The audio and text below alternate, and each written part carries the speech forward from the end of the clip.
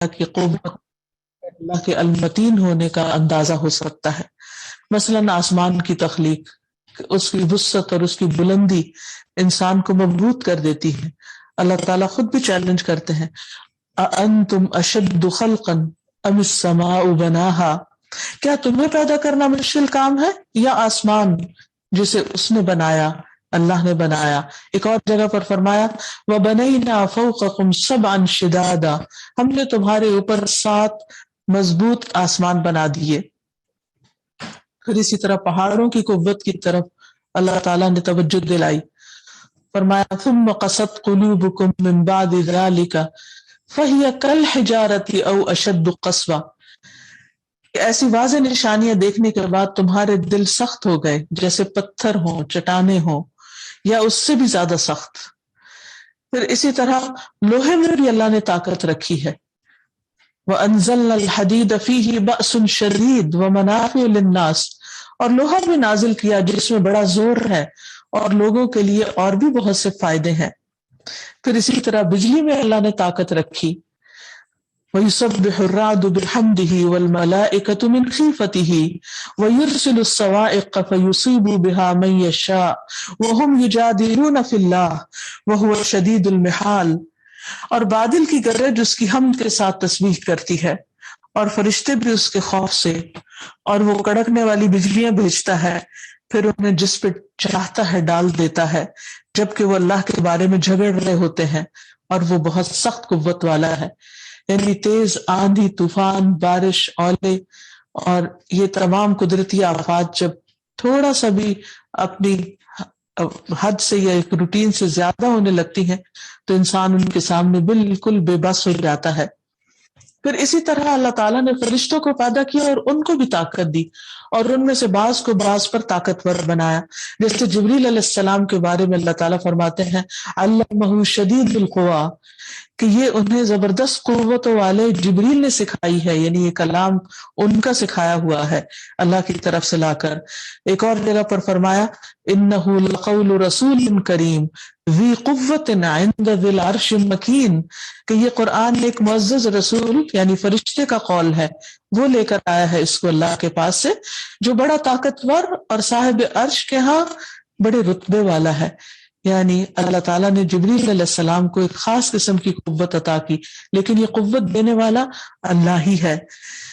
اس قوت کے بارے میں آتا ہے، حضرت بریدہ کہتے ہیں کہ رسول اللہ صلی اللہ علیہ وسلم نے فرمایا جب ہم بیت المقدس پہنچے یعنی معراج کے سفر پر، تو جبریل علیہ السلام نے اپنی انگلی سے اشارہ کر کے ایک پتھر میں سوراخ کر دیا اور براق کو اس سے باندھا. اس سے آپ اندازہ کر سکتے ہیں کہ جبریل علیہ السلام کی قوت کیسی ہے. پھر اسی طرح جنات میں بھی اللہ تعالیٰ نے طاقت رکھی اور بعض کو بعض کے مقابلے میں طاقتور بنایا.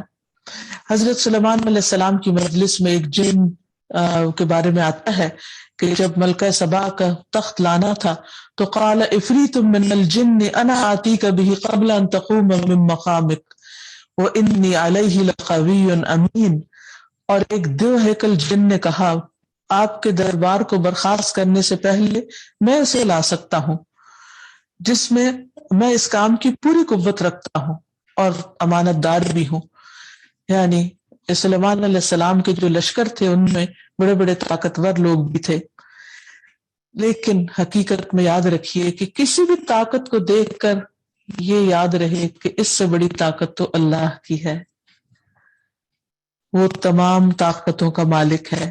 بندوں کے پاس، مخلوق کے پاس کوئی بھی جو طاقت ہے وہ دراصل اللہ سبحانہ تعالیٰ ہی کی دی ہوئی ہے. اسی لیے ہم اس بات کا اقرار کرتے ہیں کہ ان القوت للہ جمیعا، قوت ساری کی ساری اللہ سبحانہ تعالیٰ کے لیے ہے. اور اسی کے اظہار کے لیے یہ کلمہ پڑھا جاتا ہے لا حول ولا قوت الا باللہ، نہیں کوئی طاقت اور نہیں کوئی قوت مگر اللہ کی توفیق کے ساتھ، یعنی انسان کسی بھی کام پر، خواہ نیکی کے کام پر یا کسی کی مدد کرنے پر اگر قادر ہے یا قدرت رکھتا ہے تو وہ سب اللہ ہی کی طرف سے آئی ہوئی طاقت ہے۔ جب انسان کے اندر یہ احساس ہوتا ہے تو پھر اس کے اندر غرور اور تکبر نہیں آتا، وہ سرکش نہیں بنتا، اس کے پاس جو طاقت آتی ہے وہ بندوں کے فائدے کے لیے استعمال ہوتی ہے، اور اللہ کی عبادت کو اور زیادہ شدت کے ساتھ وہ کرنے لگتا ہے۔ اس کے برعکس کسی بگڑے ہوئے انسان کے پاس، سرکش انسان کے پاس جب طاقت آتی ہے، جب اقتدار آتا ہے تو وہ اور زیادہ سرکشی پھیلانے لگتا ہے اور فساد کرتا ہے، اور یہ وہ لوگوں کے لیے ایک عذاب بن جاتا ہے۔ تو یاد رکھیے کہ سارے خزانوں کا مالک، ساری قوتوں کا مالک صرف اور صرف اللہ ہے۔ ابو موسیٰ اشعری کہتے ہیں کہ ہم نبی صلی اللہ علیہ وسلم کے ساتھ ایک سفر میں تھے، نبی صلی اللہ علیہ وسلم میرے پاس تشریف لائے، میں اس وقت زیر لب کہہ رہا تھا لا حول ولا قوت الا باللہ، لا حول ولا قوت الا باللہ۔ نبی صلی اللہ علیہ وسلم نے فرمایا اے عبداللہ بن قیس، کہو لا حول ولا قوت الا باللہ، یعنی یہ پڑھتے رہو کیونکہ یہ جنت کے خزانوں میں سے ایک خزانہ ہے۔ یہ کلام معمولی کلام نہیں ہے، بہت ہی بہترین ہے، کیونکہ اس میں انسان اپنی طاقت کا نہیں، اللہ کی طاقت کا ذکر کر رہا ہے، اور اگر اس کے پاس کچھ بھی ہے، حتیٰ کہ ایک ہاتھ اٹھانے کی بھی طاقت ہے، یا ایک مکھی کو مارنے کی بھی اگر انسان میں طاقت ہے، یا کوئی ذہنی طاقت ہے، یا بولنے کی طاقت ہے، یا دیکھنے کی، یا کسی بھی طرح کی، تو انسان اگر اس کا اظہار کرتا رہے، ذکر کرتا رہے، تو انشاءاللہ تکبر سے محفوظ رہے گا۔ کیونکہ تکبر اتنی بری بلا ہے کہ اگر کسی کے دل میں ایک رائی کے دانے برابر بھی ہو تو وہ اس کے لیے جنت میں داخلے سے رکاوٹ کا ذریعہ بن جائے گا۔ تو اس کو دور کرنے کا طریقہ یہی ہے کہ انسان اللہ کی طاقت کا چرچا کرتا رہے۔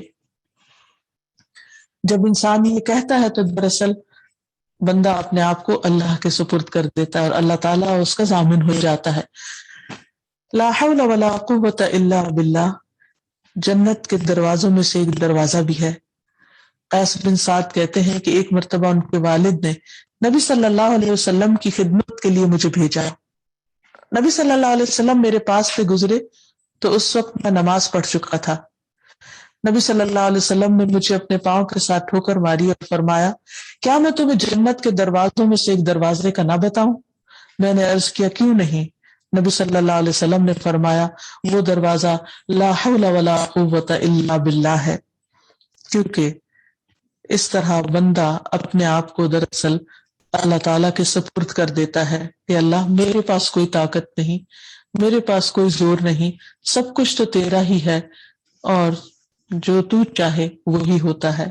اور حقیقت بھی یہی ہے کہ ما شاء اللہ کان وما لم یشاء لم یکن، جو اللہ چاہتا ہے وہ ہوتا ہے، اور جو وہ نہیں چاہتا نہیں ہوتا۔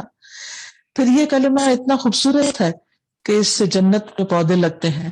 ابن عمر کہتے ہیں رسول اللہ صلی اللہ علیہ وسلم نے فرمایا کثرت سے جنت کے پودے لگاؤ، بے شک اس کا پانی میٹھا اور اس کی مٹی پاک ہے، اس کے پودوں کو کثرت سے لگاؤ۔ انہوں نے کہا یا رسول اللہ صلی اللہ علیہ وسلم اس کے پودے ہیں کیا؟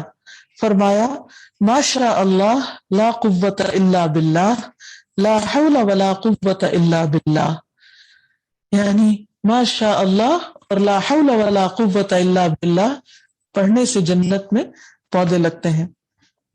ظاہر ہے کہ جنت تو ایک چٹیل میدان ہے، اور اس میں وہی کچھ ملے گا انسان کو جو یہاں سے تیار کر کے جائے گا، یہاں سے لگا کے جائے گا۔ اس کلمے کی کثرت کا بھی حکم دیا گیا ہے۔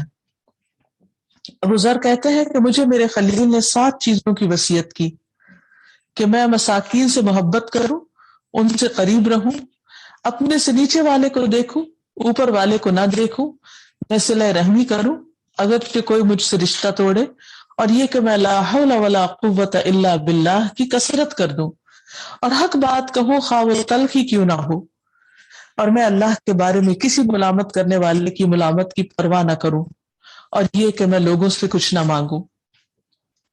پھر یہ ہے کہ یہ کلمہ انسان کو کفایت کرنے والا ہے۔ ابن ابی اوفا کہتے ہیں کہ ایک آدمی نبی صلی اللہ علیہ وسلم کے پاس حاضر ہوا اور کہنے لگا بے شک میں قرآن سے کچھ بھی یاد رکھنے کی استطاعت نہیں رکھتا۔ مجھے کوئی ایسی چیز سکھا دیجیے جو مجھے قرآن سے کفایت کر دے، یعنی مجھے کچھ زبانی یاد نہیں ہوتا تو مجھے کوئی کلمہ بتا دیجیے۔ آپ نے فرمایا تم سبحان اللہ والحمد للہ ولا الہ الا اللہ واللہ اکبر ولا حول ولا قوت الا باللہ پڑھا کرو، یعنی اتنی زیادہ فضیلت ہے اس ذکر کی۔ پھر یہ اللہ کا محبوب کلام ہے۔ ابو ذر کہتے ہیں آپ نے فرمایا اللہ کے نزدیک سب سے محبوب بات سبحان اللہ لا شریک لہ لہ الملک ولہ الحمد وہو علی کل شیء قدیر لا حول ولا قوۃ الا باللہ سبحان اللہ وبحمدہ ہے، اور یہ کلمات انسان کے گناہوں کا کفارہ بن جاتے ہیں۔ پھر اسی طرح آذان میں جب مؤذن حی علی الصلاۃ اور حی علی الفلاح کہے تو اس کے جواب میں بھی انسان کہے کہ لا حول ولا قوت الا باللہ۔ پھر یہ بھی یاد رہے کہ اللہ سبحانہ وتعالیٰ خود غالب ہے، اور اس کی دی ہوئی قوت سے اس کے بندے بھی غالب آتے ہیں۔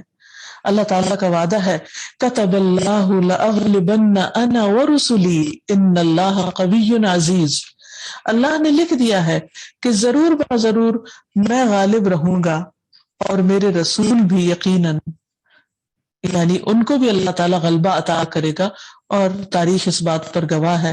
قرآن مجید میں متعدد بار یہ بات پتہ چلتی ہے کہ کم تعداد میں ہونے کے باوجود رسول اور ان کی جماعت ہمیشہ غالب رہے۔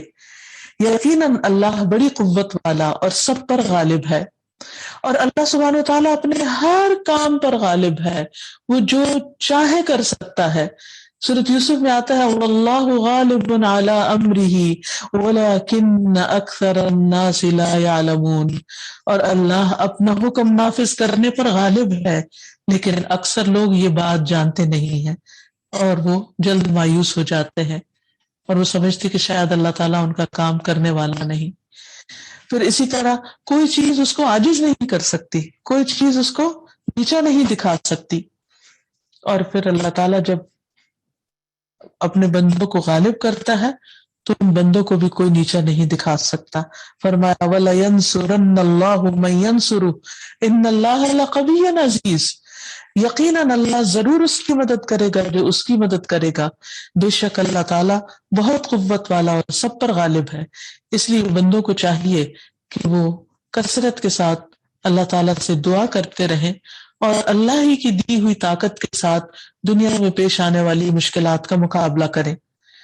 نبی صلی اللہ علیہ وسلم نے یہ بھی فرمایا کہ میری امت کا ایک گروہ ہمیشہ غالب رہے گا یہاں تک کہ قیامت آ جائے گی، اور وہ غالب ہی ہوں گے، یعنی ایمان کی وجہ سے اور حق کے دلائل ہونے کی وجہ سے اور صحیح رستے پر ہونے کی وجہ سے کوئی ان کے عقائد کو بگاڑ نہیں سکے گا۔ اور اللہ تعالیٰ نے اپنے گروہ کے غلبے کے لیے یہ بھی بشارتیں دی ہیں فَإِنَّ حِزْبَ اللَّهِ هُمُ الْغَالِبُونَ وَإِنَّ جُنْدَنَا لَهُمُ الْغَالِبُونَ وَنَصَرْنَاهُمْ فَكَانُوا هُمُ الْغَالِبِينَ۔ اللہ کی جماعت ہی غالب ہو کر رہے گی، یعنی انسان کو دنیاوی طاقتوں سے مروب ہو کر اللہ کا راستہ نہیں چھوڑنا چاہیے، کیونکہ جو لوگ اللہ کے نام پر جمع ہو اللہ سبحانہ وتعالیٰ ان کو قوت عطا کرتا ہے، اور بے شک ہمارا لشکر یقیناً وہی غالب رہے گا، اور ہم نے ان کی مدد کی تو بالآخر وہی غالب رہے۔ یعنی انسان کو فکر اس بات کی ہونی چاہیے کہ وہ اپنے اچھے اعمال کے ذریعے، دعا کے ذریعے اللہ سبحانہ وتعالیٰ کی مدد حاصل کرے، اور اللہ تعالیٰ کی اطاعت کے ذریعے اللہ کی رضا حاصل کرے، تاکہ اللہ سبحانہ وتعالیٰ اس کا مددگار ہو جائے، اور جس کا مددگار پھر اللہ ہو جائے اسے کوئی بھی شکست نہیں دے سکتا۔ جب بندے کو اس بات پر ایمان ہو جاتا ہے کہ اصل قوت اللہ کے پاس ہے تو پھر اس کا اثر اس کی زندگی پر بھی پڑتا ہے، اور پھر وہ پورے ذوق شوق کے ساتھ اللہ تعالیٰ کی عبادت کے لیے تیار ہو جاتا ہے۔ تو اس میں ہم دیکھتے ہیں کہ نبی صلی اللہ علیہ وسلم کی قوت عام انسانوں کے مقابلے میں زیادہ تھی۔ ابو درداء کہتے ہیں کہ ہم رسول اللہ صلی اللہ علیہ وسلم کے ہمراہ کسی غزوے میں تھے، اور گرمی اتنی شدید تھی کہ شدت کی وجہ سے ہم میں سے ہر شخص اپنا ہاتھ یا اپنی ہتھیلی سر پہ رکھ لیتا تھا۔ اس موقع پر بھی نبی صلی اللہ علیہ وسلم اور عبداللہ بن رواحہ روزے سے تھے، اور ان کے علاوہ ہم میں سے کوئی روزے سے نہ تھا، یعنی آپ کی عبادت کرنے کی طاقت بھی عام لوگوں سے زیادہ تھی۔ اسی طرح موسیٰ علیہ السلام کی صفت کے بارے میں پتہ چلتا ہے کہ وہ بھی بہت قوت والے تھے۔ جب انہوں نے مدین میں جا کر ان لڑکیوں کی بکریوں کو پانی پلایا تو انہوں نے واپس جا کر اپنے والد سے موسیٰ علیہ السلام کی جو صفت بیان کی وہ یہ تھی کہ وہ قوی اور امین ہے۔ اللہ سبحانہ وتعالیٰ کو طاقتور مومن پسند ہے۔ حدیث میں آتا ہے کہ طاقتور مومن اللہ کے نزدیک کمزور مومن سے بہتر اور پسندیدہ ہے۔ اگرچہ ہر ایک میں خیر ہے لیکن طاقتور بہرحال جو زیادہ چونکہ اللہ کی عبادت کر سکتا ہے تو وہ دوسرے کے مقابلے میں زیادہ بہتر اور پسندیدہ ہے۔ پھر اسی طرح طاقتور مومن شیطان کو بھی مغلوب کر لیتا ہے۔ اور پھر اگر انسان طاقتور ہونا چاہتا ہے تو اس کے لیے کیا کرنا چاہیے کہ اللہ سبحانہ وتعالی سے مدد لینی چاہیے۔ انسان کو سب سے زیادہ کمزور اس کے گناہ کرتے ہیں، یعنی یہاں طاقت سے مراد ایمانی طاقت ہے۔ یعنی یہ ہو سکتا ہے کہ ایک شخص جسمانی طور پر کمزور ہو لیکن ایمان کی طاقت کے بلبوتے پر وہ ہر وقت اللہ کی اطاعت میں لگا رہے، عبادت بھی بہترین طریقے سے کرے، ذکر اذکار بھی اور باقی نیک کاموں میں بھی آگے آگے ہو۔ لیکن انسان کو جو چیز کمزور کرتی ہے اس کے گناہ، تو اس کے لیے طاقت حاصل کرنے کا ذریعہ یہ ہے کہ انسان پھر استغفار کی کثرت کرے۔ قرآن مجید میں اللہ سبحانہ وتعالیٰ فرماتے ہیں وَيَا قَوْمِ اسْتَغْفِرُوا رَبَّكُمْ ثُمَّ تُوبُوا إِلَيْهِ يُرْسِلِ السَّمَاءَ عَلَيْكُمْ مِدْرَارًا وَيَزِدْكُمْ قُوَّةً إِلَىٰ قُوَّتِكُمْ وَلَا تَتَوَلَّوْا مُجْرِمِينَ۔ اور اے قوم اپنے پروردگار سے معافی مانگو، پھر اسی کے آگے توبہ کرو، وہ تم پر موسلا دھار بارش برسائے گا اور تمہاری موجودہ قوت پر مزید قوت کا اضافہ کرے گا، اور تم مجرموں کی طرح منہ نہ پھیرو۔ یعنی اگر تم سمجھتے ہو کہ تمہیں اللہ کی مدد چاہیے تو پھر اس کے لیے اپنے گناہوں سے معافی مانگ لو۔ حقیقت یہ ہے کہ بندہ مومن کو اللہ تعالیٰ جب کسی بھی قسم کی کوئی طاقت دیتا ہے تو پھر وہ واپس اس کو اللہ کے راستے میں انویسٹ کرتا ہے، اور یہ اس کے لیے دنیا اور آخرت دونوں کے اعتبار سے بہتر ہوتا ہے۔ اللہ سبحانہ وتعالیٰ بندے کو جب طاقت دے تو پھر وہ اس کا استعمال کیسے کرے؟ سب سے پہلی بات تو یہ ہے کہ اس طاقت کو اللہ کے دین کو سیکھنے میں لگائے، اس کو سکھانے میں لگائے، اس کو پھیلانے میں لگائے۔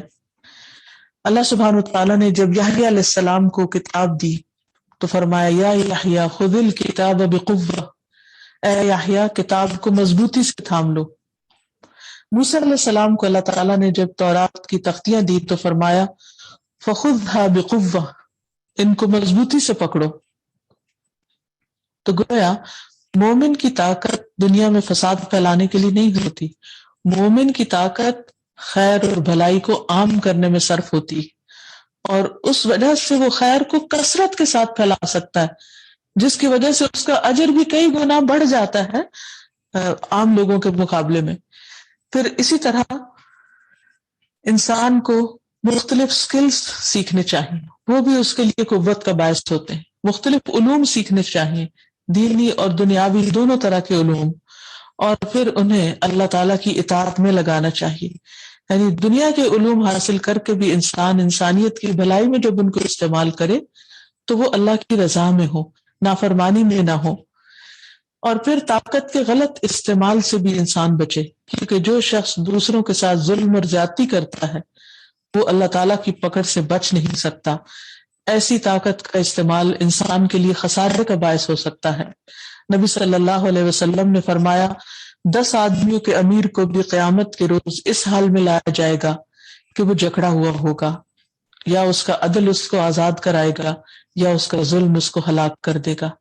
یعنی دنیا میں انسان کو اللہ تعالیٰ اگر کو پاور یا اتھارٹی دیتا ہے یا اقتدار دیتا ہے تو وہ اس پاور کو استعمال کرتے ہوئے اسے ظلم نہیں کرنا چاہیے، لوگوں کو انصاف دلانا چاہیے۔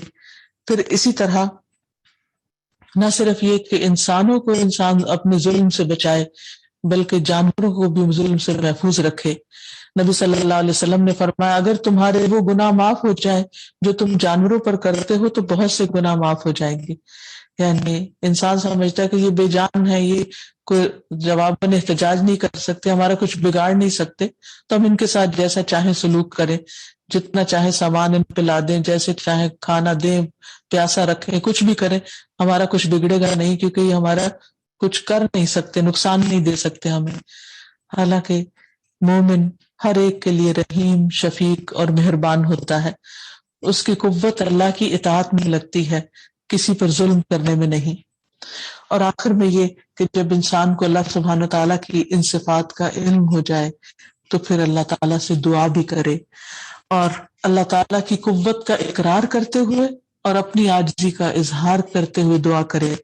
جیسے ہم دیکھتے ہیں حضرت عائشہ بیان کرتی ہیں کہ رسول اللہ صلی اللہ علیہ وسلم رات کو سجدہ قرآن میں یہ دعا تکرار سے پڑھا کرتے تھے: سجد وجہی للذی خلقہ وشق سمعہ وبصرہ بحولہ وقوتہ. میرا چہرہ اس ذات کے لیے سجدہ ریز ہے جس نے اس کو پیدا کیا اور اپنی طاقت اور قوت سے اس کے آنکھ اور کان بنائے. یعنی ہمارے جسم میں جو کچھ ہے یہ دراصل اللہ کی طاقت اور قدرت سے بنا ہے، کسی انسان کی نہیں. پھر اسی طرح انسان جب کھانا کھائے یا لباس پہنے تو اس وقت بھی اللہ تعالیٰ کی طاقت کا ذکر کرتے ہوئے دعا کرے اور شکر ادا کرے. رسول اللہ صلی اللہ علیہ وسلم نے فرمایا جو شخص کھانا کھانے کے بعد یہ دعا پڑھے: الحمد للہ الذی اطعمنی ھذا الطعام ورزقنیہ من غیر حول منی ولا قوہ.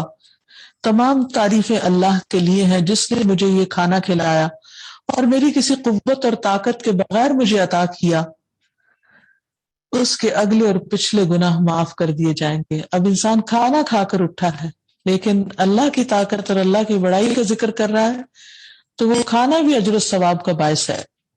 اور جو شخص لباس پہن کر یوں دعا کرے: الحمد للہ الذی کسانی ھذا الثوب ورزقنیہ من غیر حول منی ولا قوہ، کہ اللہ کا شکر جس نے مجھے یہ لباس پہنایا اور میری کسی قوت اور طاقت کے بغیر مجھے عطا کر دیا. اس کے اگلے پچھلے گناہ معاف کر دیے جاتے ہیں.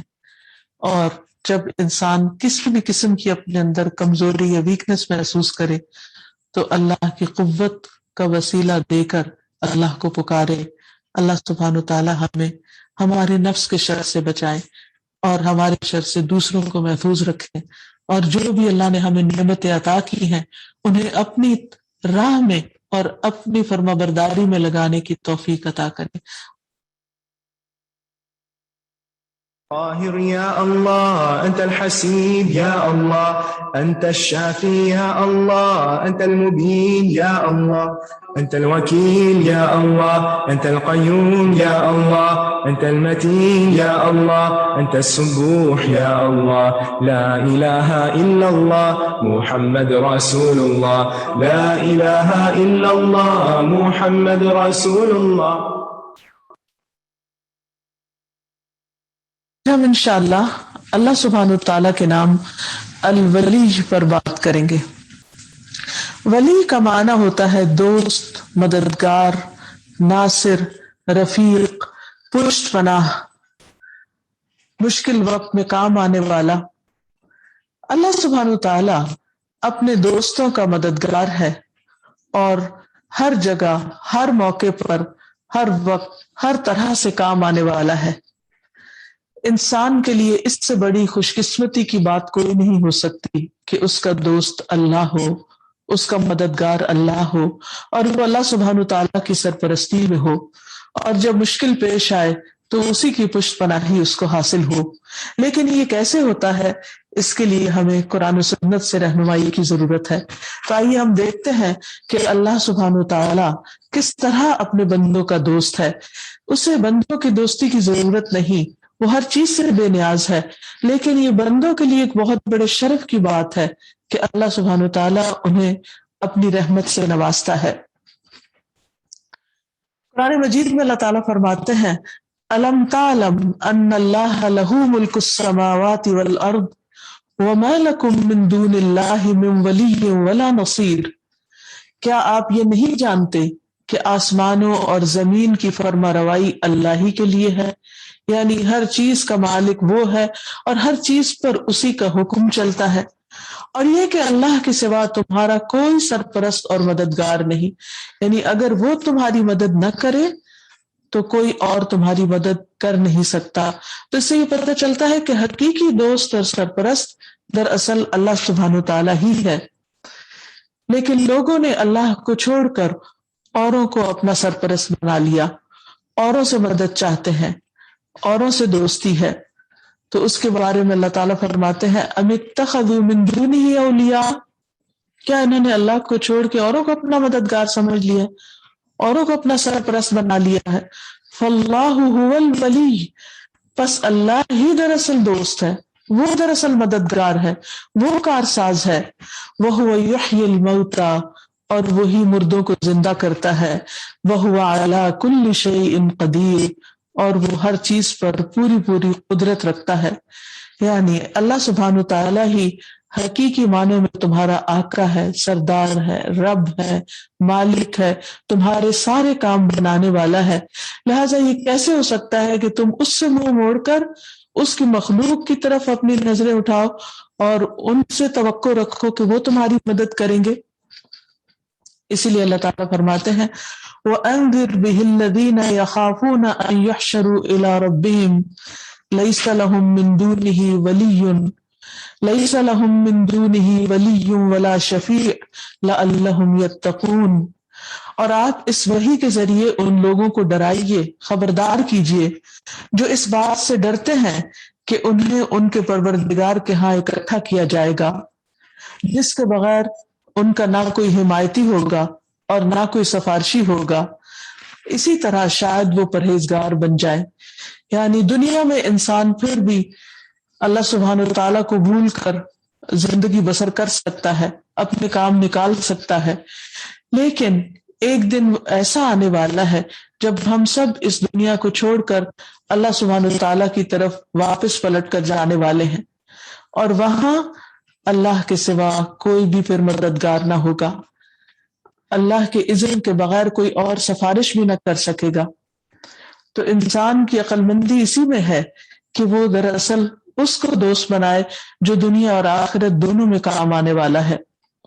قبر میں بھی اللہ سبحانہ تعالیٰ ایسے لوگوں کو اپنی ولایت سے، اپنی مدد سے نوازے گا جو دنیا میں اس پر ایمان لاتے ہیں اور اس کی توحید کو سچے دل سے مانتے ہیں، جیسا کہ فرمایا یثبت اللہ الذین آمنوا بالقول الثابت فی الحیات الدنیا وفی الآخرہ، اللہ ثابت قدمی عطا کرے گا ان لوگوں کو جو ایمان لائے ایک پاک کلمے کے ذریعے اس دنیا میں بھی اور آخرت میں بھی۔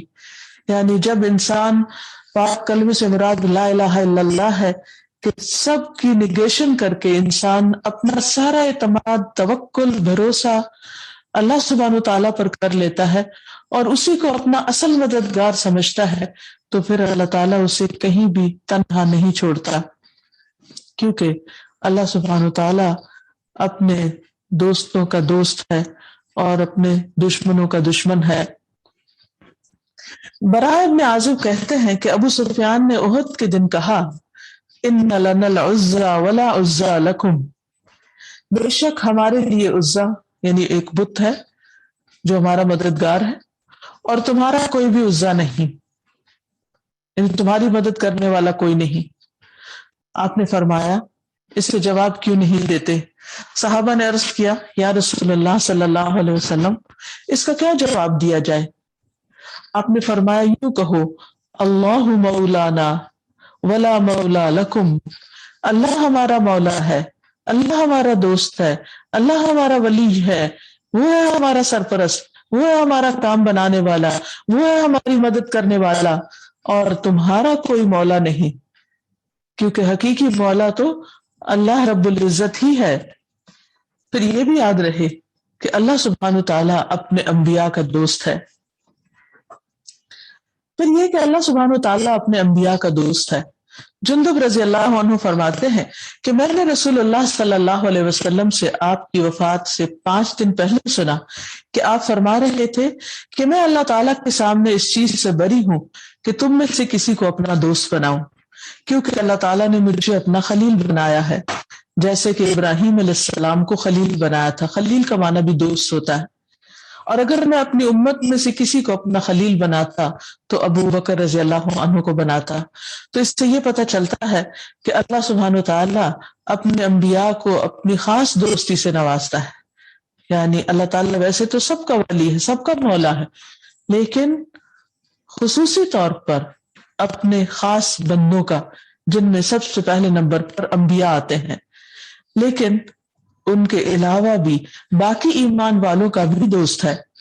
قرآن مجید میں اللہ تعالیٰ فرماتے ہیں اللہ ولی المؤمنین، اللہ ایمان لانے والوں کا ولی ہے، حامی و مددگار ہے، یعنی ان کی بھی مدد فرماتا ہے۔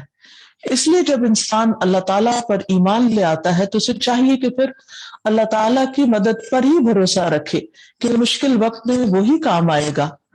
پھر اسی طرح اللہ سبحانہ و تعالیٰ متقین کا بھی دوست ہے۔ سورۃ الجاثیہ میں فرمایا واللہ ولی المتقین، اور اللہ پرہیزگاروں کا دوست ہے، ان کی مدد فرماتا ہے۔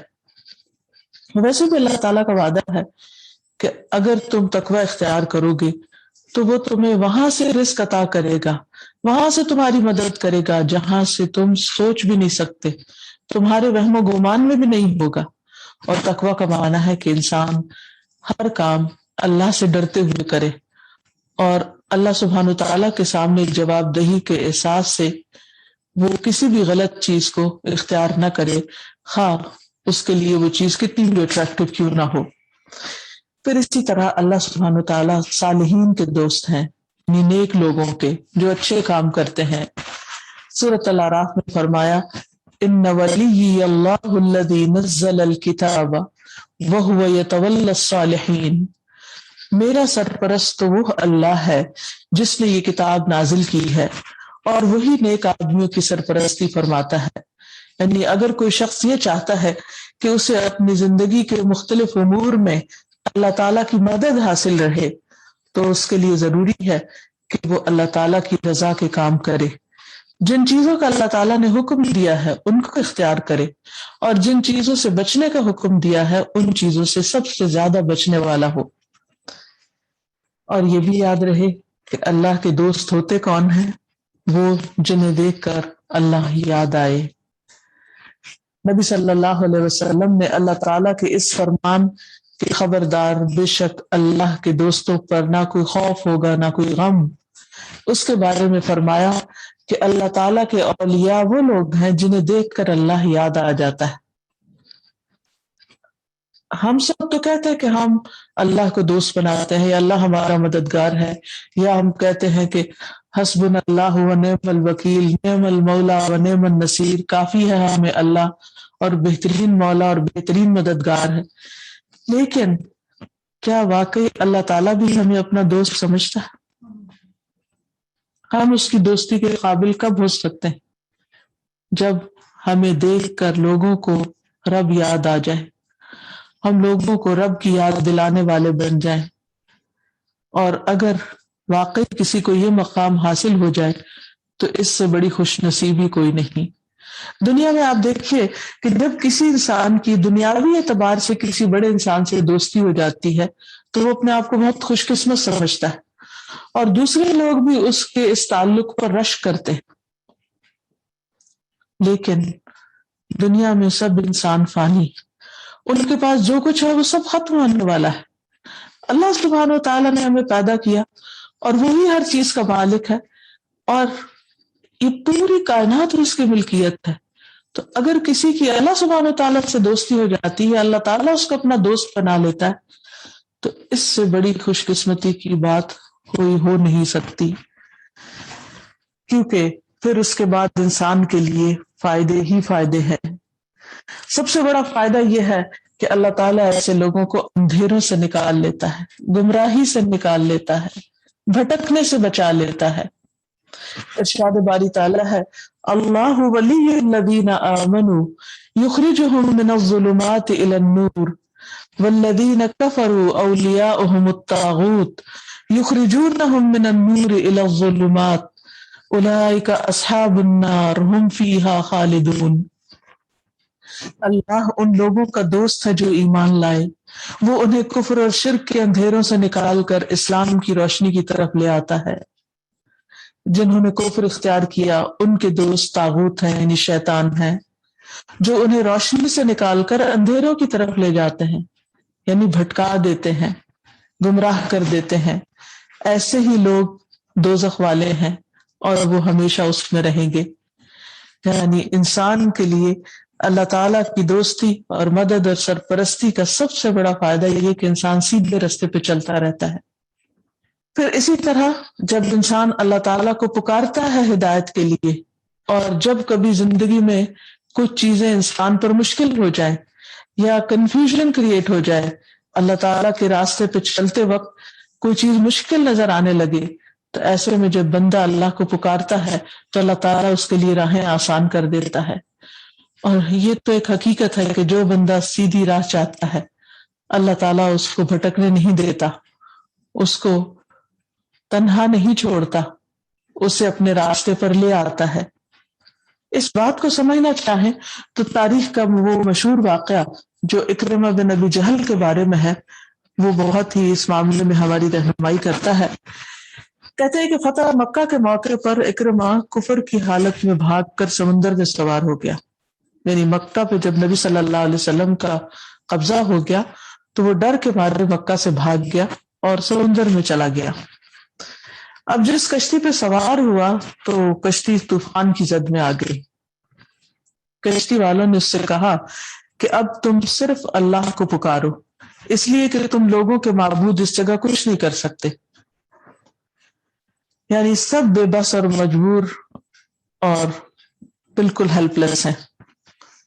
اس پر اکرمہ نے جواب دیا کہ اللہ کی قسم، اگر دریا میں اس کے علاوہ مجھے کوئی نہیں بچا سکتا، یعنی یہ سمندر میں مجھے صرف اللہ ہی بچا سکتا ہے اور معبود کام نہیں آ سکتے، تو خشکی میں بھی پھر اور کوئی نہیں بچا سکتا۔ یعنی اس بات سے ان کا ایک دم دل کھل گیا، کہنے لگے اے اللہ، میں تجھ سے وعدہ کرتا ہوں کہ اگر اس مصیبت سے کہ جس میں پھنس گیا ہوں اگر تو مجھے بچا لے تو میں محمد صلی اللہ علیہ وسلم کی خدمت میں حاضر ہوں گا اور ان کے ہاتھ میں ہاتھ رکھوں گا، اور میں ضرور ان کو اپنے اوپر بخشش کرنے والا مہربان پاؤں گا۔ اور پھر یہی ہوا کہ وہ واپس کشتی کنارے لگی اور نبی صلی اللہ علیہ وسلم سے آ کر ملا اور مسلمان ہو گیا۔ بہت سی باتیں حقیقت پر مبنی ہوتی ہیں لیکن ہم ان پر کان نہیں دھرتے، ہم ان کو سنجیدگی کے ساتھ سوچتے نہیں۔ ایمان اس چیز کا تقاضا کرتا ہے کہ جو کچھ اللہ تعالیٰ نے وحی کے ذریعے قرآن مجید میں نازل کیا ہے اس کو بالکل سچ سمجھا جائے، اور لوگوں کی باتیں، آباء و اجداد کی باتیں اور اپنے دل کی باتیں، ان سب کو ایک طرف رکھا جائے۔ جو شخص حق کا متلاشی ہوتا ہے وہ سب سے سچا انسان ہوتا ہے، وہ اپنے رب کے ساتھ سچا ہوتا ہے کہ یا رب، مجھے حق چاہیے، مجھے روشنی چاہیے، تیری روشنی، تو میرا ہاتھ پکڑ، تو مجھے سیدھا راستہ دکھا۔ اور اللہ تعالیٰ اس کو ضرور دکھاتا ہے، کیونکہ اللہ سبحانہ وتعالیٰ کا وعدہ ہے وَالَّذِينَ جَاهَدُوا فِينَا لَنَهْدِيَنَّهُمْ سُبُلَنَا، جو لوگ ہمارے راستے میں جد و جہد کریں گے، کوشش کریں گے، ہم ضرور ان کو اپنا راستہ دکھائیں گے۔ یہ اللہ کا وعدہ ہے۔ ایک اور جگہ پر اللہ تعالیٰ فرماتے ہیں یہدی الیہ من ینیب، وہ ضرور رہنمائی کرتا ہے اس کی جو اس کی طرف رجوع کرتا ہے، جو اس کی طرف پلٹتا ہے، جو مانگتا ہے، جو طلب کرتا ہے۔ اور یہ تو اس کا وعدہ ہے، چونکہ ایک قدم آئے تو وہ 10 قدم آتا ہے۔ یہ ہو نہیں سکتا کہ ایک انسان ہدایت کے لیے تڑپے اور پھر اللہ تعالیٰ اس کو بھٹکنے کے لیے چھوڑ دے۔ تو یہ بھی یاد رہے کہ اللہ سبحانہ وتعالیٰ جن کا دوست ہوتا ہے ان کو کوئی خوف اور غم نہیں ہوتا۔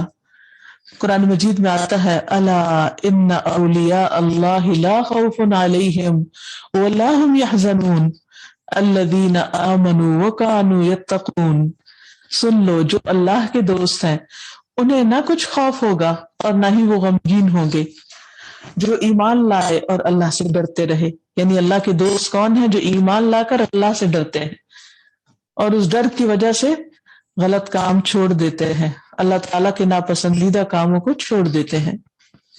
نبی صلی اللہ علیہ وسلم نے ایسے لوگوں کے بارے میں بتایا، آپ نے فرمایا کہ اللہ کے بندوں میں کچھ لوگ ایسے بھی ہوں گے جو نہ نبی ہوں گے نہ شہید ہوں گے، مگر قیامت کے روز اللہ کے ہاں بلند مرتبہ منازل کی وجہ سے، یعنی بلند مقامات کی وجہ سے انبیاء اور شہداء بھی ان پر رشک کریں گے۔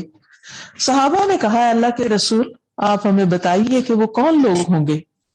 آپ نے فرمایا یہ وہ لوگ ہوں گے جو آپس میں اللہ کی کتاب کی یا اللہ سے محبت کی بنا پر محبت کرتے تھے، یعنی ان کی دوستی اور ان کی محبت قرآن مجید کی وجہ سے تھی یا اللہ کی ذات کی وجہ سے، حالانکہ ان کا آپس میں کوئی رشتہ یعنی خونی رشتہ نہ تھا، نہ کوئی مالی لین دین تھا، کوئی بزنس نہیں۔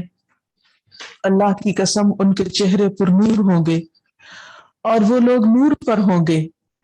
جب وہ لوگ خوف زدہ ہو رہے ہوں گے، یعنی دوسرے لوگ جب خوف زدہ ہو رہے ہوں گے تو انہیں کوئی خوف نہ ہوگا، جب لوگ غمگین اور پریشان ہوں گے تو انہیں کوئی غم اور پریشانی نہ ہوگی۔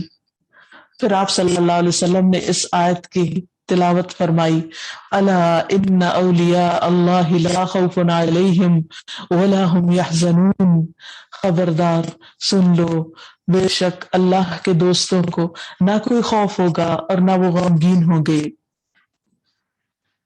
ایسے لوگوں کو اللہ کافی ہو جاتا ہے کیونکہ وہ اللہ کے دوست ہوتے ہیں۔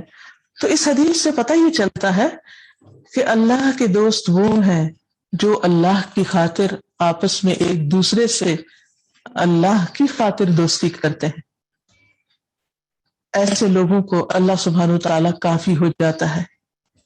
ایسے لوگ جب کوئی ان سے دشمنی کرتا ہے یا کوئی انہیں پریشان کرتا ہے تو اللہ سبحانہ وتعالی کی طرف سے انہیں خاص مدد حاصل ہوتی ہے اور وہ تسکین میں ہوتے ہیں۔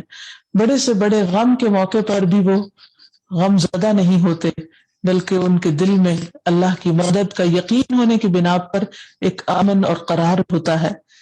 اسی لیے اللہ تعالیٰ فرماتے ہیں واللہ اعلم باعدائکم، تسلی رکھو اللہ کو تمہارے دشمنوں کا خوب پتہ ہے۔ وکفی باللہ ولیا، اللہ کا دوست ہونا کافی ہے۔ وکفی باللہ نصیرا، اور اللہ کا مددگار ہونا بھی کافی ہے۔ تو جس شخص کو یہ یقین ہو کہ میرا کوئی دوست ہے، سرپرست ہے، مددگار ہے اور وہ سب سے زیادہ طاقتور ہے، پھر اسے خوف اور غم کیوں ہوگا؟ کیونکہ ضرورت یہ ہے کہ ہم اللہ کو اپنا دوست بنا لیں۔ اللہ سبحانہ وتعالیٰ ایسے لوگوں کو مایوسی سے بھی بچاتا ہے۔ فرمایا وَهُوَ الَّذِي يُنَزِّلُ الْغَيْثَ مِن بَعْدِ مَا قَنَطُوا وَيَنشُرُ رَحْمَتَهُ وَهُوَ الْوَلِيُّ الْحَمِيدُ، وہی تو ہے جو لوگوں کے مایوس ہونے کے بعد بارش برساتا ہے اور اپنی رحمت عام کر دیتا ہے، اور وہی دوست ہے حمد کے لائق، یعنی اللہ رب العزت۔ یعنی حالات جب ایسے ہو جاتے ہیں، جب ہر طرف ایک پریشانی اور مایوسی سی پھیلی ہوئی ہوتی ہے، تو اللہ کے بندے اللہ پر ایمان لانے کی وجہ سے اطمینان میں رہتے ہیں اور اللہ تعالیٰ ان کے ظاہری حالات کو بھی درست فرما دیتا ہے، مشکلات میں ان کی مدد فرماتا ہے۔ جابر رضی اللہ عنہ نے بیان کیا کہ ان کے والد شہید ہو گئے تھے، یعنی جنگ احد میں، اور وہ مکروز تھے۔ وہ کہتے ہیں کہ میں نبی صلی اللہ علیہ وسلم کی خدمت میں حاضر ہوا اور میں نے عرض کیا کہ میرے والد اپنے اوپر قرض چھوڑ گئے ہیں، ادھر میرے پاس سوائے اس پیداوار کے جو کھجوروں سے ہوگی اور کچھ بھی نہیں، اور اگر اس پیداوار سے قرض اتاروں تو اس کی پیداوار سے تو برسوں میں قرض ادا نہیں ہو سکتا، اس لیے آپ میرے ساتھ تشریف لے چلیے تاکہ قرض خواہ آپ کو دیکھ کر مجھ سے بدزبانی نہ کریں۔ آپ تشریف لائے لیکن وہ قرض خواہ نہیں مانے، تو آپ کھجوروں کے ڈھیر میں سے ایک کے چاروں طرف چلے اور دعا کی، یعنی نبی صلی اللہ علیہ وسلم نے۔ اسی طرح دوسرے ڈھیر کے آس پاس بھی چلے اور دعا کی، پھر اس کے بعد آپ اس کے پاس بیٹھ گئے اور فرمایا کھجوریں نکال کر دینا شروع کرو، اور جب حضرت جابر نے وہ کھجوریں دی تو سارا قرض ادا ہو گیا، اور پھر بھی کھجوریں بچ گئیں جتنی دی گئی تھی۔ یہ خاص مدد تھی اللہ کے دوست کے لیے اللہ سبحانہ تعالیٰ کی طرف سے۔ ایک حقیقت ہے کہ بہت دفعہ اللہ سبحانہ تعالیٰ بندے کے تھوڑے مال میں بھی بہت برکت ڈال دیتا ہے اور مشکلات میں اس کا ساتھ دیتا ہے، اور مشکل ترین حالات میں بھی ان کو مطمئن کر دیتا ہے۔ اللہ سبحانہ تعالیٰ اپنے دوستوں کو مشکل سے مشکل حالات میں بھی مطمئن رکھتا ہے، اور اس کی مثال صلح حدیبیہ ہے۔ اس موقع پر حضرت عمر کہتے ہیں کہ میں نے رسول اللہ صلی اللہ علیہ وسلم کے پاس آ کر عرض کیا کہ کیا آپ اللہ کے سچے نبی نہیں؟ آپ نے فرمایا کیوں نہیں، میں ضرور سچا نبی ہوں۔ میں نے عرض کیا کیا ہم حق پر اور ہمارے دشمن باطل پر نہیں؟ آپ نے فرمایا کیوں نہیں، تم حق پر ہو۔ میں نے عرض کیا پھر ہم اپنے دین میں کیوں نرمی برتیں؟ آپ نے فرمایا میں اللہ کا رسول ہوں اور اس کی نافرمانی نہیں کرتا، یعنی یہ اللہ کا حکم ایسے ہی ہے، وہ ناصری، اور وہ میرا مددگار ہے۔ کس قدر مطمئن تھے آپ، حالانکہ جو معاہدے کی شرائط تھی وہ بظاہر مسلمانوں کے خلاف جا رہی تھی۔ میں نے عرض کیا کیا آپ نے ہم سے یہ نہیں کہا تھا کہ ہم کعبہ جائیں گے اور اس کا طواف کریں گے؟ آپ نے فرمایا کیا میں نے یہ کہا تھا کہ تم اسی سال کعبہ جاؤ گے اور طواف کرو گے؟ میں نے کہا نہیں۔ تو آپ نے فرمایا کہ تم کعبہ میں جاؤ گے اور اس کا طواف کرو گے۔ عمر کہتے ہیں کہ پھر میں آپ کے پاس سے ابو بکر کے پاس گیا اور ابو بکر سے یہ ساری باتیں دہرائیں اور کہا کہ کیا محمد اللہ کے سچے نبی نہیں؟ انہوں نے کہا کیوں نہیں، بے شک وہ اللہ کے رسول ہے۔ میں نے کہا کیا ہم حق پر اور دشمن باطل پر نہیں؟ انہوں نے کہا یہ بات درست ہے۔ پھر کہا کیوں اپنے دین کے بارے میں دبتے ہیں، یعنی ایسی شرائط پر کیوں صلاح کی ہے ہم نے؟ تو ابو بکر نے کہا عمر بے شک یہ اللہ کے رسول ہیں اور وہ اپنے پروردگار کی نافرمانی نہیں کرتے، یعنی بالکل وہی جواب تھا جو نبی صلی اللہ علیہ وسلم کا تھا، وَهُوَ نَاصِرُهُ، اور وہ اس کا مددگار ہے، یعنی اللہ سبحانہ وتعالی۔ تم ان کی مخالفت نہ کرو کیونکہ اللہ کی قسم وہ حق پر ہے۔ میں نے کہا کیا وہ ہم سے کہتے نہ تھے کہ ہم کعبہ جائیں گے اور اس کا طواف کریں گے؟ تو ابو بکر نے کہا تھا مگر کیا تم سے یہ بھی کہا تھا کہ اسی سال ضرور جائیں گے؟ میں نے کہا یہ تو نہیں کہا تھا۔ تو ابو بکر نے کہا کہ پھر تم کعبہ ضرور جاؤ گے اور اس کا طواف بھی کرو گے۔ تو اس سے پتہ یہ چلتا ہے کہ ایسے حالات میں جبکہ اکثر لوگ بے چینی کا شکار تھے، اللہ کے رسول صلی اللہ علیہ وسلم اور حضرت ابو بکر بالکل مطمئن تھے کہ جو فیصلہ ہوا ہے بظاہر اس میں شکست نظر آ رہی ہے، لیکن اللہ کی مدد سے یہ بھی مسلمانوں کے حق میں بہترین ہوگا۔ اور واقعی وقت نے ثابت کر دکھایا کہ وہ فیصلہ بہترین فیصلہ تھا ہر اعتبار سے، اور اللہ سبحانہ تعالیٰ نے فوراً ہی سورت فتح نازل کی اور فرمایا انا فتحنا لک فتحا مبینا، ہم نے آپ کو یقیناً کھلی فتح عطا کر دی۔ یعنی بظاہر معاہدے میں فتح نظر نہیں آ رہی تھی، لیکن اللہ سبحانہ تعالیٰ اس کو فتح مبین قرار دے رہے تھے۔ تو یہ ایک تسلی تھی، ایک خوشخبری تھی عین غم کے وقت، اور یہ ایک نہیں متعدد مواقع پر ہوتا ہے۔ تو انسان کو فکر اس بات کی ہونی چاہیے کہ اس کا اللہ سبحانہ تعالیٰ کے ساتھ کیسا تعلق ہے، اس بات کی نہیں کہ ظاہری حالات کیسے ہیں۔ حالات تو سب اللہ تعالیٰ کے اختیار اور کنٹرول میں ہیں، وہ جیسے چاہے ان کو تبدیل کر دے۔ پھر اسی طرح اللہ سبحانہ تعالیٰ فرشتوں کو بھی ایسے لوگوں کا دوست بنا دیتے ہیں۔ ان الذین قالوا ربنا اللہ ثم استقاموا تتنزل علیہم الملائکۃ الا تخافوا ولا تحزنوا وابشروا بالجنۃ التی کنتم توعدون نحن اولیاؤکم فی الحیاۃ الدنیا۔ فرشتے کہتے ہیں ہم تمہارے دوست ہیں دنیا کی زندگی میں، ہم تمہارے مددگار ہیں، تم غم نہ کرو۔ اور ہم دیکھتے ہیں کہ جنگ بدر میں اور دیگر مواقع پر کس طرح اللہ تعالیٰ نے فرشتے بھیج کر اہل ایمان کی مدد کی۔ پھر جو شخص اللہ کا دوست بن جاتا ہے اللہ تعالیٰ اس کو رسوا نہیں کرتا، جیسے کہ دعائے قنوت میں آتا ہے وَإِنَّهُ لَا يَذِلُّ مَنْ وَالَيْتَ وَلَا يَعِزُّ مَنْ عَادَيْتَ، جسے تو دوست رکھے وہ ذلیل نہیں ہو سکتا، اور جس سے تو دشمنی رکھے وہ عزت نہیں پا سکتا۔ اللہ تعالیٰ ایسا دوست ہے جو دنیا میں بھی دوست ہے اور آخرت میں بھی دوست۔ نبی صلی اللہ علیہ وسلم نے فرمایا 3 چیزیں ایسی ہیں جن پر میں قسم کھا سکتا ہوں۔ ایک تو یہ کہ اللہ تعالیٰ اس شخص کو جس کا اسلام میں کوئی حصہ ہو اس کی طرح نہیں کرے گا جس کا کوئی حصہ نہ ہو۔ اور اسلام کا حصہ 3 چیزیں ہیں، نماز، روزہ اور زکوٰۃ۔ دوسرا یہ کہ اللہ تعالیٰ دنیا میں جس بندے کا سرپرست بن جائے قیامت کے دن اسے کسی اور کے حوالے نہیں کرے گا۔ اور تیسرے یہ کہ جو شخص کسی قوم سے محبت کرتا ہے اللہ اسے انہی میں شمار کرتا ہے، یعنی جو جس سے محبت کرے گا اسی کے ساتھ ہوگا۔ اللہ سبحانہ تعالیٰ کے پاس 100 رحمتیں ہیں، ایک دنیا میں بھیجی ہے اس نے اور 99 آخرت کے لیے رکھی ہیں، اور یہ اپنے اولیاء کے لیے اس نے رکھی ہیں، اور ان کے ساتھ اس دنیا کی رحمت کو بھی ڈال کر پوری 100 کر دے گا، اور اپنے دوستوں پر اس کی قیامت کے دن 100% رحمتیں ہوں گی، انہیں کسی قسم کا غم اور خوف نہ ہوگا۔ یاد رکھیے کہ جہاں اللہ سبحانہ تعالیٰ کچھ بندوں کو اپنا دوست بناتے ہیں، اسی طرح کچھ بندوں کو اور کچھ بندوں سے دشمنی بھی رکھتے ہیں. تو اللہ تعالیٰ ہمیں اس سے محفوظ رکھے. وہ کون بد نصیب ہیں کہ جن سے اللہ دشمنی رکھتا ہے؟ وہ اللہ اور اس کے دوستوں کے دشمن ہیں. قرآن پاک میں آتا ہے قل من كان عدوا لجبريل فإنه نزله على قلبك بإذن الله مصدقا لما بين يديه وهدى وبشرى للمؤمنين من كان عدوا لله وملائكته ورسله وجبريل وميكال فإن الله عدو للكافرين. کہہ دیجئے جو کوئی جبریل کا دشمن ہو تو بے شک اس نے یہ کتاب تیرے دل پر اللہ کے حکم سے اتاری ہے، اس کی تصدیق کرنے والی ہے جو اس سے پہلے ہے، اور مومنوں کے لیے سراسر ہدایت اور خوشخبری ہے. جو کوئی اللہ اور اس کے فرشتوں اور اس کے رسولوں اور جبرائیل اور میکائیل کا دشمن ہو تو بے شک اللہ کافروں کا دشمن ہے. رسول اللہ صلی اللہ علیہ وسلم نے یہ بھی فرمایا، اللہ تعالیٰ فرماتا ہے کہ جس نے میرے کسی ولی سے دشمنی کی، یعنی میرے دوست سے دشمنی کی، اسے میری طرف سے اعلان جنگ ہے، یعنی پھر اللہ تعالیٰ اس سے خود اس کا بدلہ لے لے گا. پھر اسی طرح اللہ سبحانہ وتعالیٰ جھگڑالو لوگوں کو پسند نہیں کرتا، ان سے دشمنی رکھتا ہے، ناپسند کرتا ہے ان کو. نبی صلی اللہ علیہ وسلم نے فرمایا اللہ تعالیٰ کے ہاں سب سے زیادہ ناپسندیدہ آدمی وہ ہے جو سخت جھگڑالو ہو.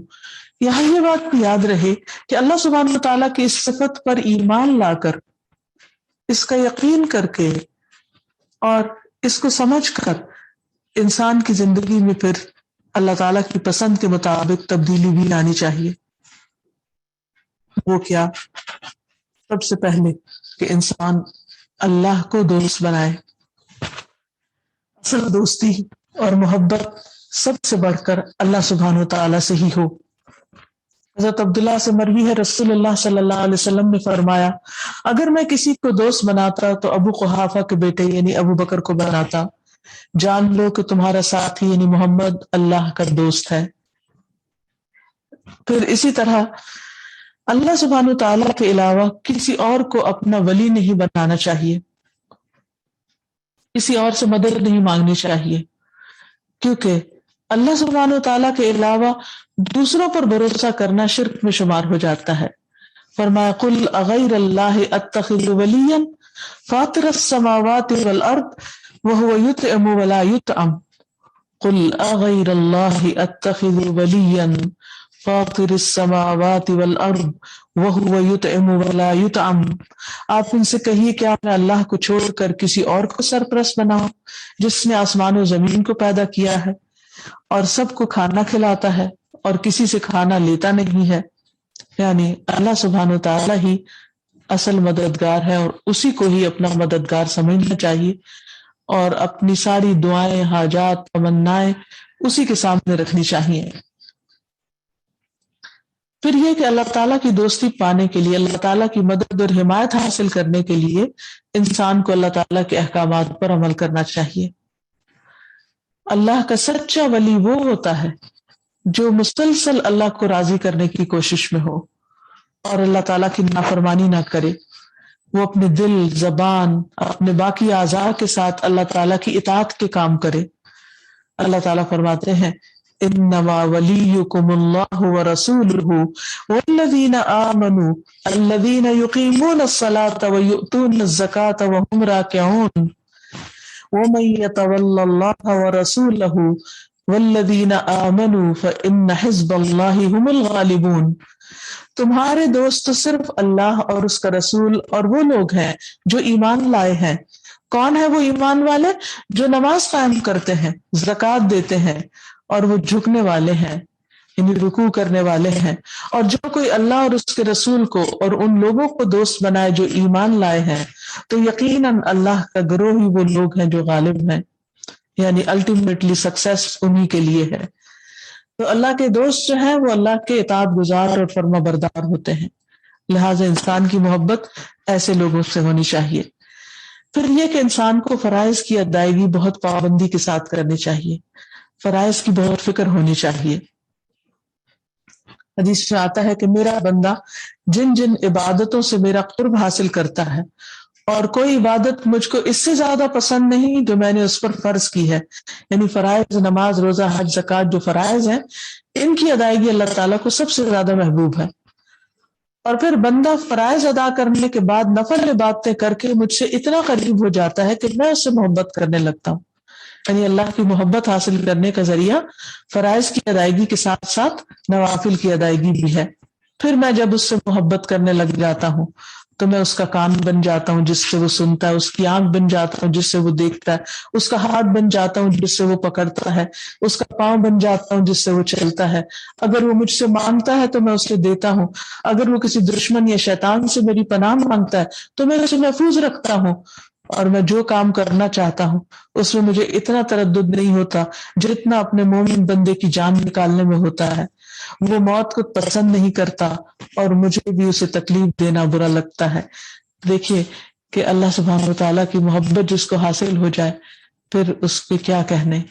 اور اس کے لیے فرائض اور نوافل کی ادائیگی ضروری ہے. پھر اس کے ساتھ ساتھ حرام کاموں سے بچنا ضروری ہے. نبی صلی اللہ علیہ وسلم نے فرمایا حرام کاموں سے بچو تم سب سے بڑے عبادت گزار بن جاؤ. پھر ساری زندگی اللہ کے لیے وقف کرنا، اللہ ہی کی اطاعت میں گزارنا.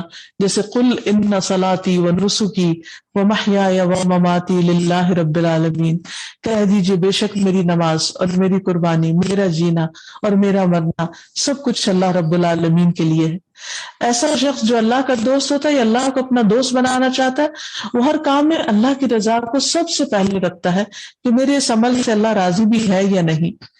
وَمِنَ النَّاسِ مَن يَشْرِي نَفْسَهُ ابْتِغَاءَ مَرْضَاتِ اللَّهِ وَاللَّهُ رَءُوفٌ بِالْعِبَادِ. اور لوگوں میں سے کوئی ایسا ہے جو اللہ کی رضامندی تلاش کرنے کے لیے اپنی جان بیچ ڈالتا ہے. اللہ بندوں پر بے حد نرمی کرنے والا ہے. یعنی اللہ کی رضا کی خاطر وہ اپنی جان کی بھی پرواہ نہیں کرتا. پھر اسی طرح ایسا شخص لوگوں سے آگے بڑھ کر ملتا ہے، سلام کرنے میں پہل کرتا ہے، اس کے اندر کوئی غرور اور تکبر نہیں ہوتا.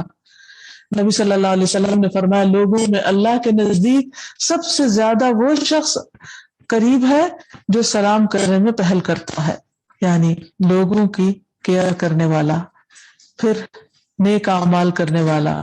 فرمایا لہم دار السلام عند ربہم وہو ولیہم بما کانوا یعملون. ایسے لوگوں کے لیے ان کے پروردگار کے ہاں سلامتی کا گھر ہے اور ان کے نیک اعمال کرنے کی وجہ سے وہ ان کا سرپرست ہے. اور پھر انسان کو ہر مشکل میں اللہ ہی کو پکارنا چاہیے. پھر جن لوگوں سے انسان دوستی کرے وہ بھی سوچ سمجھ کے کرنی چاہیے کیونکہ انسان اپنے دوست کے دین پر ہوتا ہے. آپ نے فرمایا کہ تمہیں چاہیے کہ غور کرو کس سے دوستی کر رہے ہو. انسان ایمان والوں کو دوست بناتا ہے، نیک لوگوں کو دوست بناتا ہے کیونکہ دوستوں کی صحبت میں انسان کے ایمان میں اضافہ ہوتا ہے. وہ اللہ کے دوستوں سے جڑ کر رہتا ہے، وہ تقوی والوں سے دلی تعلق رکھتا ہے کیونکہ اسے معلوم ہے قیامت کے دن سب دوستیاں دشمنیوں میں بدل جائیں گی سوائے اس کے جو تقوی پر بیسڈ ہوں. الاخلاء یومئذ بعضهم لبعض عدو الا المتقین. اس دن متقین کے علاوہ سب دوست ایک دوسرے کے دشمن بن جائیں گے. پھر اسی طرح انسان کو نیک لوگوں سے بغض نہیں رکھنا چاہیے اور برے لوگوں کی دوستی سے بچ کر رہنا چاہیے اور اللہ کے دشمنوں سے دشمنی رکھنی چاہیے. اللہ کے دشمنوں کو دوست نہیں بنانا چاہیے کیونکہ ایسے لوگ اللہ سبحانہ تعالیٰ کے ناپسندیدہ ہیں، اللہ تعالیٰ کا ان پر غصہ ہے. پھر دین کو کھیل اور تماشا بنانے والوں سے دوستی نہیں رکھنی چاہیے کیونکہ اللہ تعالیٰ نے صاف طور پر منع کیا ہے قرآن مجید میں اس سے. کیونکہ اگر انسان ایسے لوگوں سے دوستی رکھتا ہے تو پھر وہ بھی ان کے ساتھ مل کر دین کا مذاق اڑانے لگتا ہے. اور آخر میں اللہ سبحانہ تعالیٰ سے اسلام کے ساتھ دعا بھی کرنی چاہیے. قرآن مجید میں آتا ہے انت ولینا فاغفر لنا وارحمنا وانت خیر الغافرین. تو ہی ہمارا سرپرست ہے، تو ہی ہمارا دوست ہے، لہذا تو ہمیں معاف کر دے اور ہم پر رحم فرما اور تو ہی سب سے بڑھ کر معاف فرمانے والا ہے. یوسف علیہ السلام جن کو اللہ تعالیٰ نے دنیا کی ہر نعمت عطا کر دی تھی، وفات کے وقت کیا کہتے ہیں فاطر السماوات والارض انت ولی فی الدنیا والآخرہ توفنی مسلما والحقنی بالصالحین. زمین و آسمان کے پیدا کرنے والے، تو ہی دنیا اور آخرت میں میرا دوست ہے، مجھے اسلام کی حالت میں موت دینا اور مجھے صالحین کے ساتھ ملا دینا۔ اور پھر انسان اللہ تعالیٰ سے اس راہ پر ثابت قدمی کی دعا کرے۔ اللہ تعالیٰ سے دعا ہے کہ وہ ہمیں اپنی ولایت نصیب فرمائے۔ وآخر دعوانا ان الحمد للہ رب العالمین۔ السلام علیکم ورحمۃ اللہ وبرکاتہ۔ أنت القاهر يا الله، أنت الحسيب يا الله، أنت الشافي يا الله، أنت المبين يا الله، أنت الوكيل يا الله، أنت القيوم يا الله، أنت المتين يا الله، أنت السبوح يا الله، لا إله إلا الله محمد رسول الله، لا إله إلا الله محمد رسول الله۔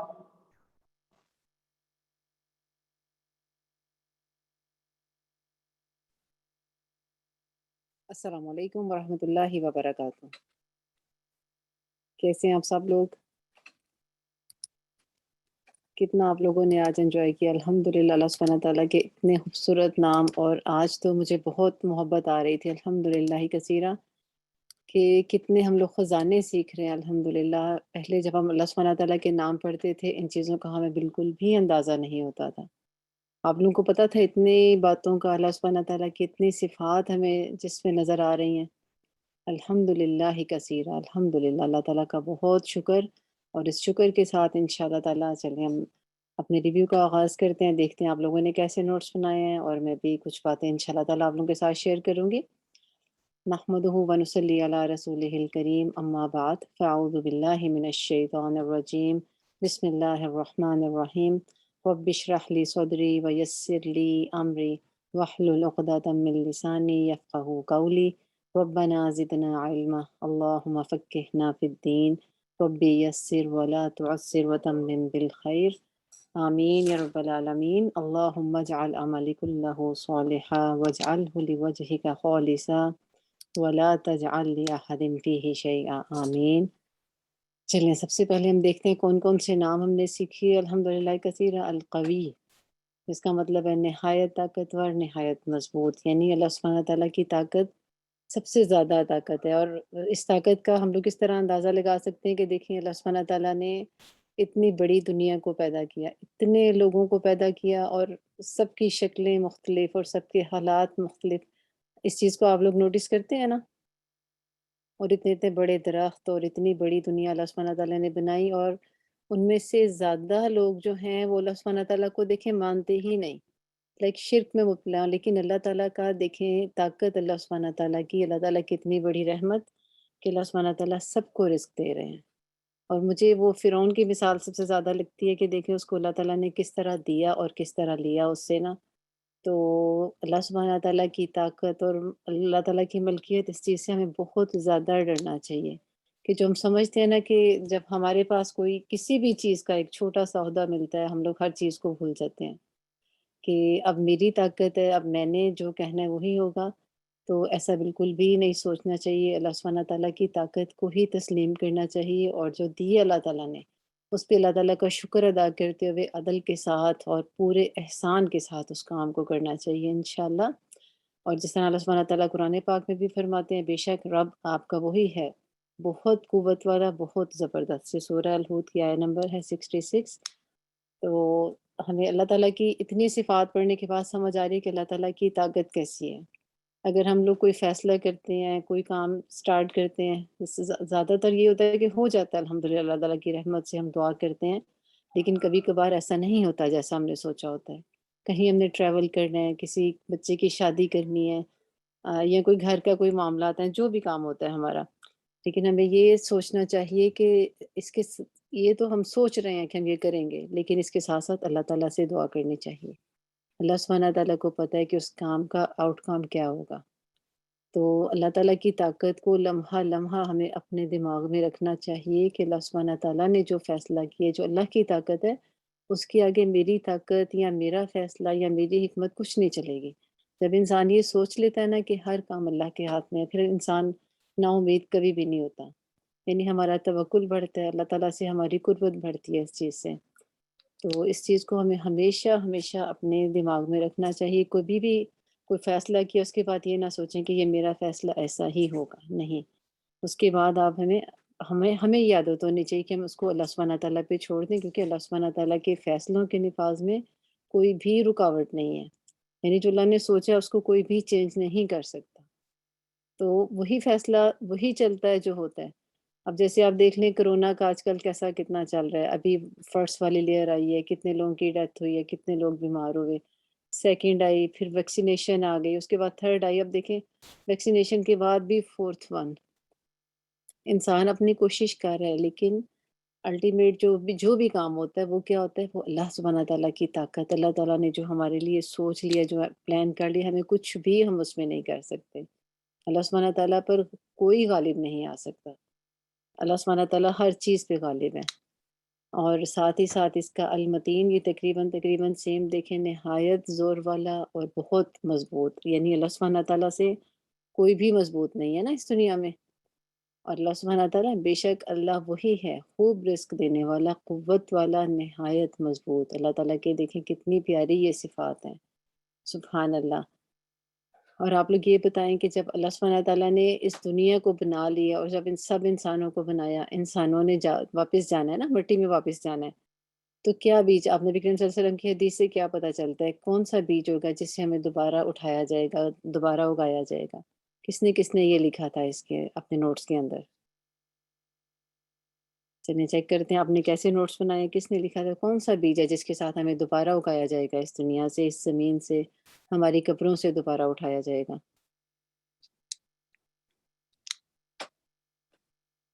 چلا، اگر آپ لوگوں نے مس کیا، اللہ سبحانہ تعالیٰ، جی بارک اللہ fake sister Hajra, sister Sobia, جی بیک بون جو ہے ہماری ریڑھ کی ہڈی جو ہے، ہر چیز گلے گی لیکن ریڑھ کی ہڈی کے ساتھ یہ ہمارا ایسا کام کرے گی، یہی ہمارے لیے بیج بنے گی۔ تو بیج اچھا ہونا چاہیے ہمارا، ہم اپنی ریڑھ کی ہڈی کو جو ہے اس کو استعمال کریں، صحیح سے سجدے کریں اللہ سبحانہ تعالیٰ کی راہ میں، تاکہ یہ اچھا بیج بنے اور اللہ سبحانہ تعالیٰ ہمیں قیامت کے دن سب کو عرش کے سائے کے نیچے اکٹھا کریں، جنت الفردوس میں ہم سب ایک دوسرے سے ملیں، آمین یا رب العالمین۔ تو ایسا دیکھیں یہ کتنی ایک خوبصورت بات ہے نا کہ ایک چیز رہ جائے گی، باقی بھی ہڈیاں تو سیم بنی ہیں، تو اس سے بھی اللہ تعالیٰ کی طاقت کا کتنا زیادہ اندازہ ہوتا ہے نا، کہ اللہ سبحانہ تعالیٰ کس طرح ہر چیز پہ اللہ تعالیٰ کا زور ہے، ہر چیز اللہ تعالیٰ کی ملکیت میں ہے۔ اور اللہ سبحانہ تعالیٰ ایسا المتین ہے جس کو فیصلے نافذ کرنے میں کوئی تھکاوٹ نہیں ہے۔ اگر اللہ سبحانہ تعالیٰ دن کو، سورج کو حکم دے رہے ہیں تو دن ہو جائے گا، اللہ سبحانہ تعالیٰ اگر رات کو حکم دے رہے ہیں تو دیکھیں ہر چیز ایسی ہوتی ہے کہ جیسے کسی چیز کو ڈھانپ دیا گیا ہے، کوئی روشنی نہیں، کوئی کچھ نہیں، ایسے ہی ہوتا ہے نا۔ تو چلیں تھوڑے سے عملی نکات دیکھتے ہیں۔ اللہ سبحانہ تعالیٰ کی قوت پر بھروسہ کرنا چاہیے، ہمیں کبھی بھی نہیں سوچنا چاہیے کہ فلاں نے ایسا کر دیا، فلاں، پوری دنیا بھی مل جائے تو ہم کسی کی مدد نہیں کر سکتے جب تک اللہ سبحانہ تعالیٰ نہ چاہیں۔ اور اگر پوری کی پوری دنیا ایک انسان کے خلاف ہو، لیکن اگر اللہ سبحانہ تعالیٰ اس کے لیے اچھا چاہیں تو اس کے خلاف کوئی نہیں ہو سکتا۔ اسی طرح اللہ سبحانہ تعالیٰ کے سامنے ہمیں کیا کرنا چاہیے، عاجزی اختیار کرنی چاہیے، عاجزی کے ساتھ سارے معاملات، اللہ سبحانہ تعالیٰ سے ڈرتے ہوئے معاملات کو کرنا چاہیے۔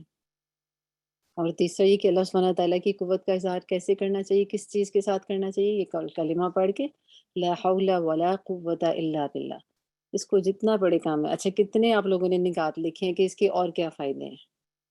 ٹوٹل نکات کتنے لکھے ہیں آپ لوگوں نے، اس کے اور کیا فائدے ہیں اس کلمہ کو پڑھنے کے، لا حول ولا قوت الا باللہ؟ جلدی جلدی سے شیئر کریں، چھوٹا چھوٹا سا لکھ کے۔ اللہ سبحانہ تعالیٰ کی طاقت کا اظہار ہوتا ہے، جنت کے دروازوں میں سے ایک، اور کس نے کیا لکھا ہے، اور جنت میں پودے لگانے کا سبب بنتا ہے یہ۔ اس کے بعد اس کلمہ کی کثرت کا حکم دیا گیا، ہمیں کیوں دیا گیا ہے؟ کہ انسان کو کفایت کرنے والا یہ کلمہ، اللہ سبحانہ تعالیٰ ہم سے قبول فرمائے۔ اسی طرح جب ہم اذان سنتے ہیں اور حی علی الصلاح حی علی الفلاح آتا ہے تو ہمیں کیا پڑھنا ہوتا ہے، لا حول ولا قوت الا باللہ، اللہ کی طاقت کا اظہار کرنا ہوتا ہے کہ ہم اب اللہ سبحانہ تعالیٰ کے سامنے جھکنے جا رہے ہیں انشاءاللہ۔ اللہ سبحانہ تعالیٰ ہمیں ان چیزوں پہ عمل کرنے کی توفیق عطا فرمائے جو ہم سیکھ رہے ہیں آج، آمین۔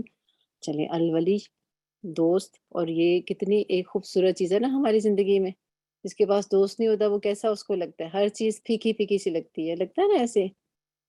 اگر بچے کہتے ہیں ہمارے پاس کوئی فرینڈ نہیں ہے تو بچے کیسے وہ فیل کر رہے ہوتے ہیں، تو اللہ سبحانہ تعالیٰ کی دوستی کیسی دوستی ہے، سبحان اللہ۔ اور اس کے اور بھی بہت سے مطلب ہیں، دوست، مددگار، سبحان اللہ، ایسا کیا دوست جو مددگار، اس کے بعد رفیق، پشت پناہ، مشکل کشا، سبحان اللہ، کتنا پیار آتا ہے اللہ تعالیٰ کے ان ناموں کو، ان کی صفات کو اللہ سبحانہ تعالیٰ کے جب ہم سنتے ہیں۔ اور اللہ سبحانہ تعالیٰ کی دوستی کس کے لیے ہے؟ اللہ سبحانہ تعالیٰ کی دوستی ایمان والوں کے لیے، تقوی اختیار کرنے والوں کے لیے اور نیک کام کرنے والوں کے لیے دوستی ہے۔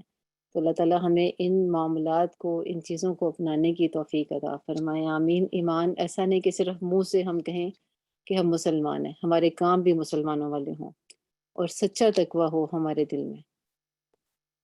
دیکھیے قرآن پاک میں بھی آتا ہے، تو ہی ہمارا دوست ہے، بس تو ہمیں معاف فرما، آمین۔ ہم پر رحم فرما اور تو ہی سب سے بڑھ کر معاف فرمانے والا ہے۔ اللہ سبحانہ تعالیٰ کی یہ کتنی خوبصورت صفت ہے نا۔ تو اللہ سبحانہ تعالیٰ ہمیں اپنی دوستی عطا فرمائے، اللہ سبحانہ تعالیٰ ہمیں اپنا شکر گزار سچے ایمان والا بندہ بنائے، آمین۔ اور ہمیں اللہ سبحانہ تعالیٰ اپنی طاقت، اللہ سبحانہ تعالیٰ اپنے زور کو اختیار کرتے ہوئے عاجزی کے ساتھ دعا کرنے کی اور اس دنیا میں رہنے کی اس طرح کی توفیق عطا فرمائے کہ اللہ کے عاجز بندے ہوں، اور اللہ سبحانہ تعالیٰ ہمارے ان تمام چیزوں کو جو اللہ کی راہ میں ہم چھوٹی چھوٹی سی کوششیں کر رہے ہیں، اللہ سبحانہ تعالیٰ نے قبول فرمائے اور بہترین درجے میں قبول فرمائے، آمین یا رب العالمین۔ نیکسٹ آپ لوگوں کو پتہ ہے کہ ہر منڈے کو اور فرائیڈے کو 2 o'clock سے 3:30 تک ہمارا یہ سیشن ہوتا ہے انشاءاللہ تعالیٰ۔ اب آلموسٹ آدھے سے بھی کم رہ گئے اللہ سبحانہ تعالیٰ کے نام۔ تو اللہ تعالیٰ آپ سب کو استقامت، ہم سب کو اللہ سبحانہ تعالیٰ استقامت عطا فرمائے، آمین یا رب العالمین۔ بارک اللہ فیکم، آپ لوگوں کتنے خوبصورت پارٹیسپیشن کا۔ ربنا تقبل منا انك انت السميع العليم وتب علينا انك انت التواب الرحيم سبحانك اللهم وبحمدك اشهد ان لا اله الا انت استغفرك واتوب اليك۔ السلام علیکم ورحمۃ اللہ وبرکاتہ۔